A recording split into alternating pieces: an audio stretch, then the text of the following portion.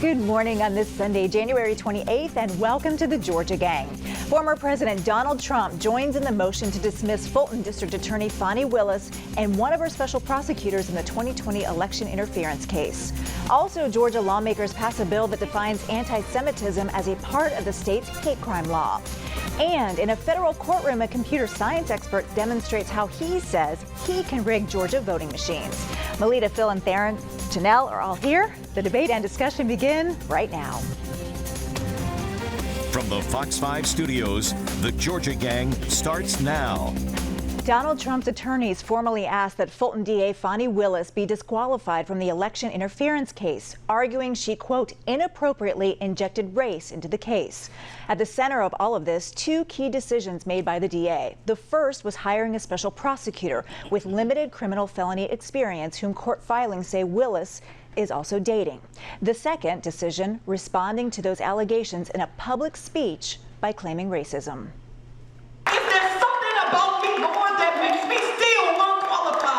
Her speech was fiery and controversial. Why is the white male Republicans' judgment good enough, but the black female Democrats not? But what Fani Willis said in response to attacks that she hired a less qualified attorney because of an alleged romantic relationship are now being used against her. In a motion filed Thursday afternoon, Trump attorneys asked that Willis be disqualified from the case, along with her office and any special prosecutor she's hired. They say Willis's MLK speech was, quote, racially charged, designed to divert and deflect attention from the alleged affair. The motion says her comments, quote, constitute a glaring, flagrant, and calculated effort to foment racial bias into this case by publicly denouncing the defendants for somehow daring to question her decision to hire a black man to be a special prosecutor. Manny Aurora represented Kenneth Chesborough, one of the four defendants who already took plea deals in the election interference case. He agrees the jury pool could be compromised. I definitely think it would be tainted because it's not just a regular speech to a church. I mean, everybody knew this was going to get picked up nationally, if not worldwide, as to what's going on because it's such a hot button issue. The DA's office said it had no comment on this latest motion. It will likely be heard in court with the original complaint about Willis and Nathan Wade. That is set for February 15th. Well, gang, we knew this was coming. Nevertheless, it's a very big development. So, Theron, to you first this week. All right, so not much has happened, but some things have happened since 2 weeks ago when I was on the show, and I watched you guys last week debate this. So let's talk about what's happened. And let me just start off by saying this doesn't look good. I mean, the optics on this is not good. I mean, you know, I've talked to a lot of friends and family members and colleagues, and I think we all agree that the optics are not good. But, you know, one thing that I think we were waiting on this week is that once the divorce filing was sealed or unsealed, you know, what was in it. And what we learned is that while the district attorney's name is not necessarily in the documents, there are trips. There are tickets that were purchased in her name. And so what's interesting to me, Lori, is that we really probably won't know what actually happened until Nathan Wade is deposed, because the judge has basically agreed with DA Fani Willis's attorney that she should not be deposed because any questions that need to be answered about their relationship can be answered by Nathan Wade. And so, again, optics are not good. I think that this is going to be going on for a while, and we got to let the kind of stuff play itself out. Let's shift to what Donald Trump is doing now, Lori, and I have to give you indulge me for a few minutes. You know, this is a man who is using this as a distraction. I mean, you know, again, I'm not debating what has happened between or what may have happened between Fani Willis and Nathan Wade, but this is a man who basically is an accused insurrectionist and therefore has been kicked off the ballot in 2 states, right, because of his role that's being litigated. And he wants to basically turn this into a litigation of whether or not 2 private citizens and what they decided to do amongst themselves in the bedrooms to distract us from this case. The other thing that's going on here is that the campaign is basically using the same MO that Donald Trump is known for, and that is that this is a man who has used a salacious nature of attacks and has basically trying to cast a dispersion and doubt on this case and whether or not it can move forward because of this alleged personal relationship. So I guess, you know, I don't need to tell this group how many sexual allegations or accusations that have been made against the former president and his treatment of women. So I just would just remind our listeners that and viewers that while this doesn't look good, this is a distraction, and you can even question her judgment. judgment, let's not forget the criminality of this case, and we do need to make sure that this continues. But I guess my question, maybe Phil, Fani Willis made this a distraction. Well, that's Didn't have to right. You know, happen. let's forget Theron's anti-Trump sermon. Let's just go back to the case. Let's go back to the case and what the lawyers are saying. And what they're saying is that let's take the church speech of over a week ago first. Very inappropriate, and I'm being kind because it's tainting the jury pool, and that's what the Trump attorneys, and I don't care what case it is, if you come out and say these inflammatory things, I think the state bar needs to get involved. I would also say that why are the optics bad, Theron? It's bad because these are very serious state and federal charges that Fani Willis is facing, and things are moving pretty quickly. I think we'll know a lot on February 2nd when the divorce papers of Nathan Wade's estranged wife comes out, because this was the basis of the filing by one of the Trump attorneys for the co-defendants. Melita, what do you think about Steve Sadow using Fani Willis's own speech against her in this motion? Well, they're all going to try to reverse the spotlight, which had earlier been on them and the charges against them, to try and accuse Fani of anything they can, because it gives them the delay and distraction they want.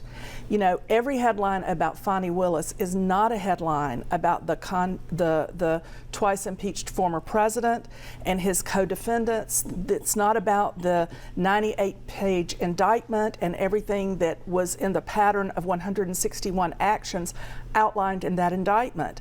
I mean, Donald Trump still faces 13 very solid charges in Georgia, and Michael Roman still faces 7 charges. And we have to remember that he is the person who was the sort of due diligence, dirty tricks person for the campaign. And he even had worked previously for the Koch brothers. So, you know, it's a diversion. It's a diversion. But Janelle, let me ask you this, because Manny Arora, who's a very well-respected defense attorney in that package, talked about the fact that if by chance they are recused from this case, both Fani Willis and Nathan Wade, that there's no prosecutor in the state that would step in and take this case. Absolutely. And as I'm listening to everyone, what we're not talking about is the fact that she refuses to say that she did it. You get in this pulpit and you completely desecrate the pulpit by claiming that this is about race. I mean, are you sleeping with the white men too?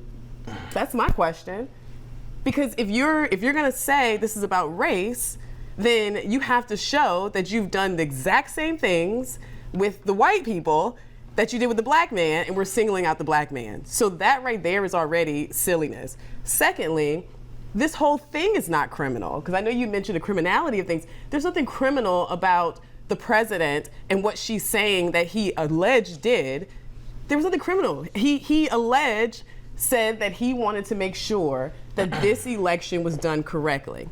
And at the end of the day, all the people that's surrounding all of this, no one's going to prison. So the fact that she didn't disclose this is another problem. It's a lack of responsibility. And lastly, where is Nathan? Because I am tired of seeing these two women getting ran through the ringer. You got Fani out here defending someone else's husband. And at the end of it all, these women are looking crazy, and Nathan is sitting in silence. So we need to say something about that. I'm looking at the whole totality of it. I understand this is personal and then there's business, but at the end of the day, she's intertwined it, and that's why we have to talk about it. Like we say, you put me in the group chat, so now we got to talk about it. But at the end of the day, I need to hear something from Nathan. Melita. Well, there are felony level indictments of Trump and his co-defendants. That's the criminality of all of this. The other thing is, we're holding women to a real high standard here, because it wasn't too long ago that the Attorney General of Georgia, not the current incumbent, admitted to a 10-year affair with his secretary. So, and there weren't any moves to change state laws as a result of that. There weren't any moves to have special prosecutors. But as I said last week on the that. show, those folks also did not claim racism, Exactly. right? Because I'd covered several of them at the state capitol under the Gold Dome who had affairs with lobbyists, with aides. So there's that. But let me ask you this, Theron. we do a lot in the crisis communication space, advising folks. With Fani Willis, what would you advise her? Because would it have been better, like if this is true, and we don't know if these allegations are true, but would it be better for her to come out and have said they're not true, or yes, I made a mistake? So that's a good question. And what I would tell her is that the difference between what Janelle just said is, and Melita makes a good point of just reminding us historically what has happened in Georgia, and they get away with it. But the people that we can go on and on and on about who it hasn't been, to Melita's point, to this level. It's a conspiracy. You're a conspiracy. Let him finish. Please let him finish. So what I don't know, because again, I'm not in her office, and none of us are in their bedrooms or their marriages or their divorces, right?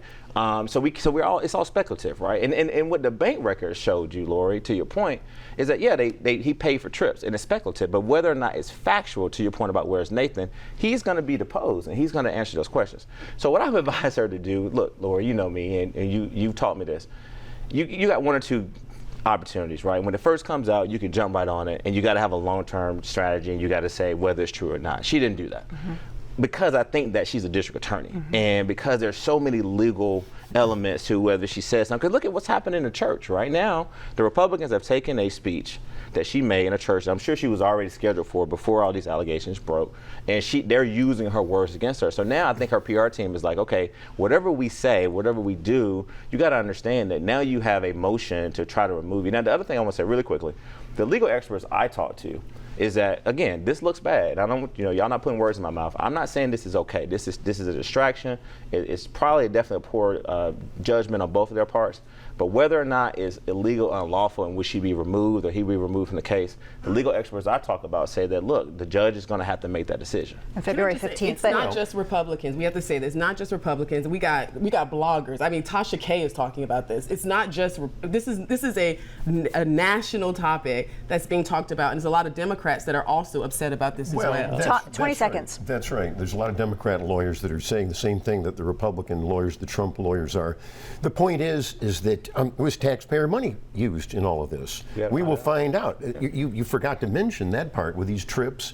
And plus, I think that and there's been firings in every office in probably all 50 states where you have a supervisor having an alleged lover. And Nathan Wade was also an investigator for that special grand jury that was out to get Trump. It was a witch hunt. This wasn't really something that was fair to Trump. He never got a chance to defend himself during the special grand jury. So I think February 2nd will tell a lot. All right, I got to leave it there, folks, and we will, of course, be discussing this next week as well. Up next, after 2 years, Georgia lawmakers pass an anti-Semitism bill. We'll discuss next. Have a question or comment for the Georgia Gang? Email them at georgiagang@foxtv.com. After stalling last year, a bill to define anti-Semitism in state law is headed to the governor's desk. Phil, we'll get right to you. Governor Kemp is expected to sign the bill into law. Well, that's right. And I had some speech protection concerns and First Amendment concerns at first, and I know some lawmakers did. I actually read the bill, and I'm okay with what I see. I do think that for clarity, it's called the hate crimes bill in the media, which is okay, but it really is a sentencing enhancing bill. That's what it is. If this particular ethnic and religious group is targeted, then you get a sentence enhancement. Their vocal opponents had to be escorted by law enforcement out of the committee hearing room. And that just really, to me, Lord, to my point, if you look at what's been happening in this country, particularly in 2021, 22, and 23, I read a stat that we've seen that the anti-Semitic sort of comments that have increased and incidents has increased in the U.S. at 35% in the last 3 years. And so you had all these, legislators, some pushback coming out and saying last year we should have passed this bill. So if you look at the bipartisan support, there were some no votes. I think it was actually 129 to 5 in the House, 44 to 6 in the state Senate. But ultimately, this is bipartisan. I think this was the right thing to do because we've seen these incidents and these comments grow in the U.S. in the last few years. All right, I got to move on because we've got a lot still to talk about, and we went way long in the first block, but that's okay. Last week, the AJC had a poll out saying 60% of registered voters, including 50% of conservatives, oppose using taxpayer funds to pay for private schooling. Another poll out this week has a much different take. It shows more than 70% of likely Republican voters favor school choice. Janelle, there's a big push by Republicans, including Governor Kemp and Lieutenant Governor Burt Jones, really to get this passed this year. Yeah, so the point I want to kind of harp on a little bit is the way we're wording these polls, and I don't like it when it's done on either side. So when we start pushing people in a certain direction. Phil likes to call them push polls. They are push polls They because the way they worded it, they said that would you support legislation that allows taxpayer funds to go towards private schooling, right? But if they had said, would you support legislation that allow parents of children forced to attend failing schools to use funds allocated to their child to pay for private schooling, I think you would have got a different result. So when I look at it, I'm just like, we got to word it correctly. I'm in support of this, but I do want us to remove rural schools. I want to remove that out of the conversation. I don't want rural schools to feel like they're going to be impacted, because that's what hurt us last time. And I want us to message appropriately as well. I want parents to understand what's actually going to happen and what this means. And then it's not just private schools. They can go to charter schools. They can homeschool. They can do whatever. It's just giving them an option so they're not forced to have to keep their kid in a failing school. Melita. Well, if you really want to help parents in districts with failing schools, then limit the vouchers to those districts and to parents who are low-income parents. Because the way this bill is written, it gives that voucher to every parent who wants to send a child to private school, and there are very few private schools who have the kind of scholarship programs that would make up the difference between the voucher and the full tuition. So this voucher system, as it's proposed by Republicans, is a gift to many of their constituents. Well, I do agree with Melita when it comes to make sure we target the parents that need it the most, but I don't want to say that we have to say that it's these specific parents only, because every parent should have the right to decide where their child goes. Even if you have means, that doesn't mean that you have to still be forced into a certain school. So I do think that I do agree that there needs to be specific messaging so that low-income parents, particularly those that are being impacted, know that it'll help. Well, I just think about what would happen if we spent the kind of energy that's being spent on the debate over vouchers on actually fixing the 1980s quality basic education formula, which is way outdated. It doesn't even include allocations for technology or school safety. Why not fix the formula and fix the problem instead of talking about voucher giveaways? We know former Governor Deal tried, Phil. But just very quickly, back to this. If you like your public school system, and there's some many fine ones in the state, stay with it. But why not have that choice? And it is the messaging, I would agree.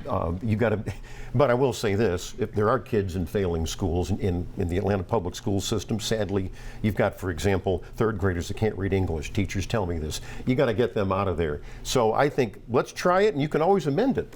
Well, the big thing we've hearing from both sides, even Republicans are saying, and remember, this bill fell last year because Republicans in rural areas decided not to vote for it. And what I'm reading from, and I'm just going to say, State Representative Danny Mathis of Cochran and State Representative Beth Kemp of Concord have all raised questions, Republicans, about state accountability as far as spending. But the other big issue is that taking money out of public schools and giving it to private schools is also another big concern that Democrats are going to raise with this bill. All right, we'll leave it there, folks. Up next, can Georgia's voting machines be rigged? Well, a computer science expert says yes and gives a demonstration in a federal courtroom.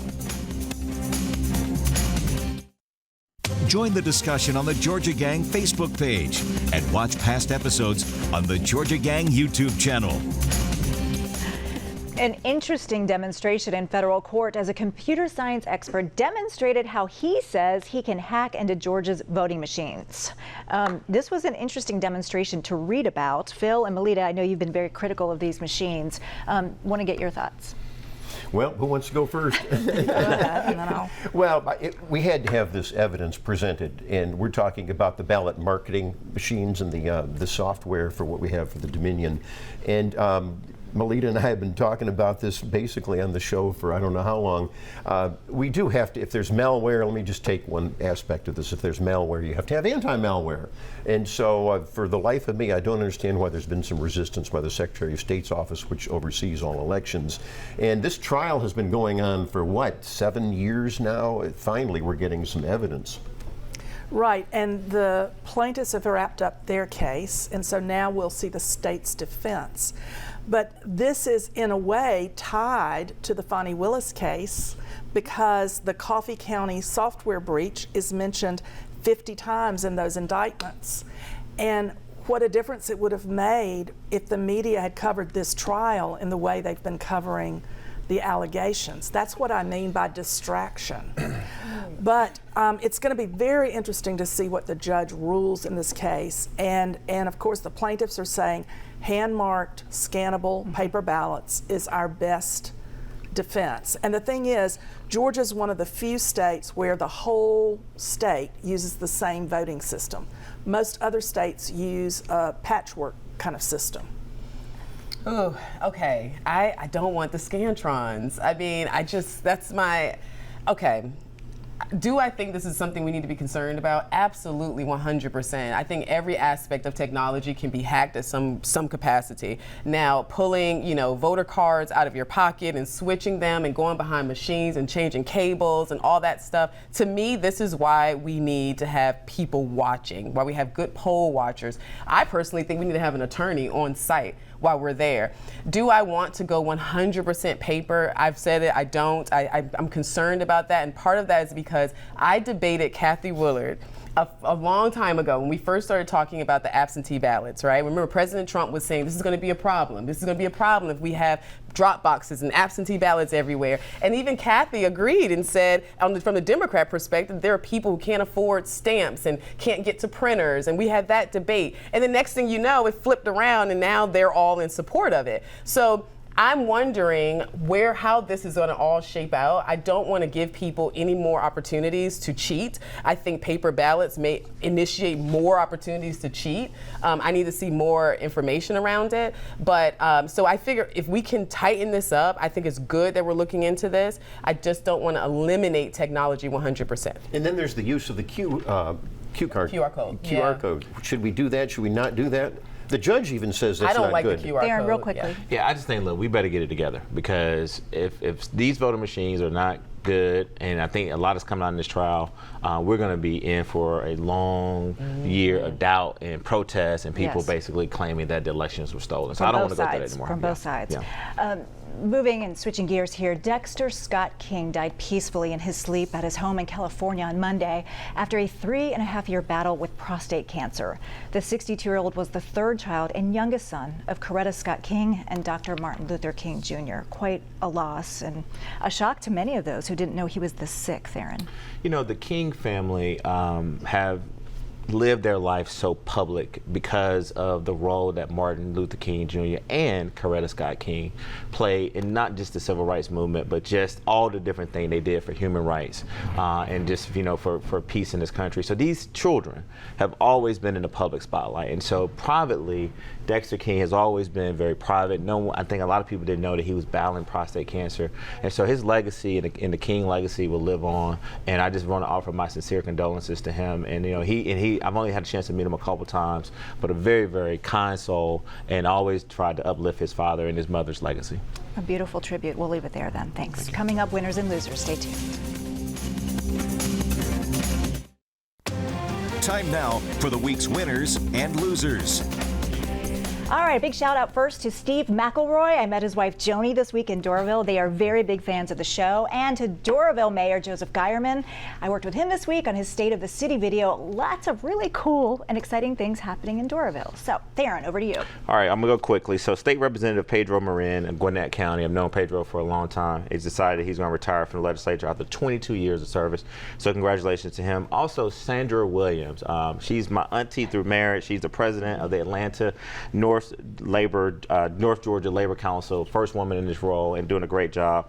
Also want to give a shout out to Brenda Ashbury. I didn't forget you. She's a big fan of the show. And then lastly, the United Negro College Fund gave a $100 million grant. So all these HBCUs across the country. This was Lilly Endowment Incorporated to support the Capitol campaign. So each historically black college university would get $2.7 million. I want to make sure we got that in. That's a big, big Shout out to Michael Lomax and that organization. That sure is. All right, Janelle. Yeah, shout out to my alma mater, A&T, North Carolina A&T, for getting that.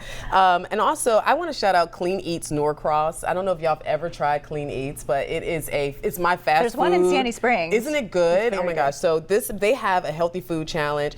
Please look up Clean Eats Norcross. Go there. They're going to help you get clean, eat clean, and all that good stuff. I also want to commend Senator Gooch. He is in the Senate for working heavily on the whole tort reform and all of that stuff that's going on. I'm going to sit down with him and learn how we can take this message to people that are not in the business community, because it affects us all. And then Holly Gardner, we lost a giant in the grassroots world. She passed away on January 12th. But she was the battery behind the Olympics, and so shout out to Holly Gardner and her family. Melita. Well, a real winner has departed the Atlanta business community. The death this week of Jimmy Williams at the age of 90 reminds us of the generation of business leaders who shaped modern Atlanta.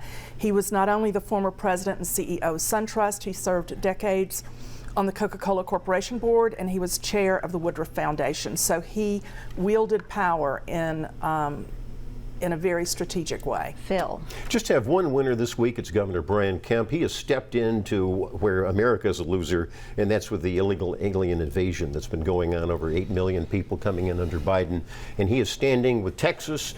The Biden administration wants to cut the razor wire at the border. Hell no.